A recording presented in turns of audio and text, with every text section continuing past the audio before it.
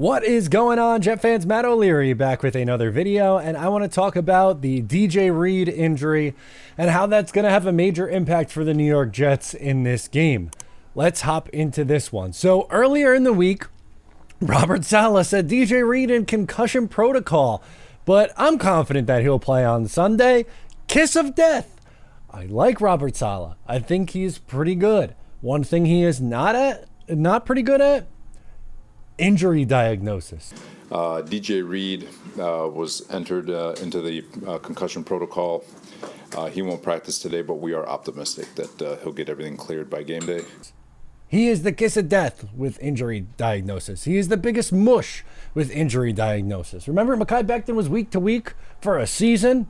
Remember when, I don't know, the DJ Reed one, Dwayne Brown, he'll probably play, ends up on IR. I'm not yelling like this is like the biggest deal in the world, but like it's just it's more of like a dude. Like what are we doing here, Robert Saleh? Come on, man. How would be like, hey, I'm confident this guy's gonna play. Just kidding. He's not out of concussion protocol. But it's not just DJ Reed who's going to be out in this game. It's also going to be Brandon Echols. So that adds an extra element to this because the guy that normally would come in when there's an injury to either Sauce Gardner or DJ Reed is also out. So now what do the Jets do? Apparently Robert Saleh has a plan. We'll see. We have a plan, and we'll wait till Sunday.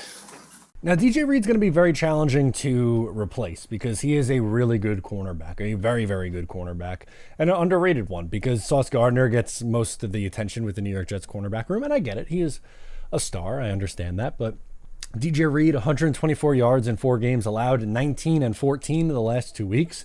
So he's kept his receivers under 20 yards each the last 2 weeks. And really his one tougher game was against Stephon Diggs and the Buffalo Bills. So I'm not going to give him a ton of crap for that. I think he's going to be okay. But hopefully that plan does not involve Bryce Hall, who, I'm going to be honest with you, I was a fan of his coming out. I was very excited about Bryce Hall.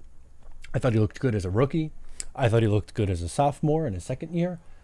And then it slowly began to go off the rails, whether it was the bad preseason last year and then getting torched in the Baltimore game, the one game he actually played, and then a repeat of that this year. He really struggled in the preseason and got picked on when he was in for the 4 plays against Kansas City. I don't know what it is with Bryce Hall. I don't know what happened with Bryce Hall, but it is very clearly an issue for him. The last couple of years, he's really, really struggled. So I hope the plan isn't we're going to plug Bryce Hall in on the other side and have him go.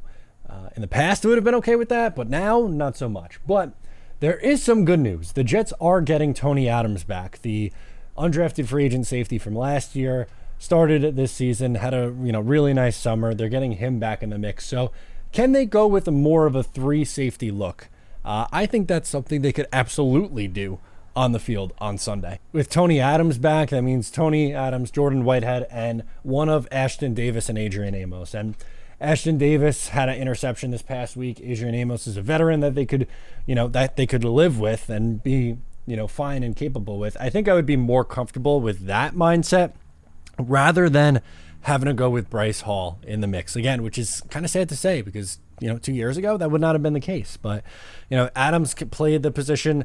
You also had Ashton Davis play corner in his career at Cal. When he was in college at Cal.